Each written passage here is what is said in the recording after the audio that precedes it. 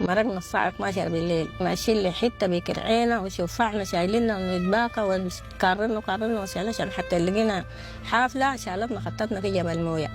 تاني لقينا واحدة شالتنا خطتنا في سنار.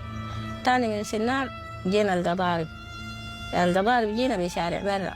تاني من القضارب جينا هنا. 3 يوم الرحلة دي؟ 3 يوم. كل الناس الحيين شردوا والمات مات. وانت اخوانك ماتوا قلتي 3؟ 3 اولاد ابوي اخواني. ماتوا نفس اليوم اللي طلعتوا فيه؟ نفس اليوم اللي طلعنا ولا خلينا ذاته نحن دم سترنا ونجرينا. هم يجوا بعدين بس تدينا ما خلاص ما اديتنا طق نرصصك ما في اي كلام. يعني انت يا امي اخوانك قتلوهم مامايك وطلعتي ما قدرتي تغطيهم وتستريهم؟ وين هم بخلوك تستريهم؟ ناس كثيره وسلاحهم قوي ونحن نسوان ضعيفين. ناس مرقنا بالشوف بعدين. الله يدي الصبر.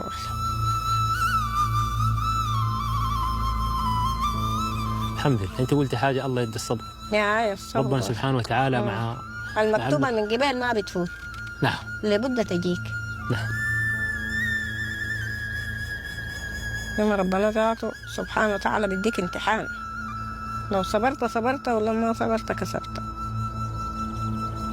الصبر برضه سمح.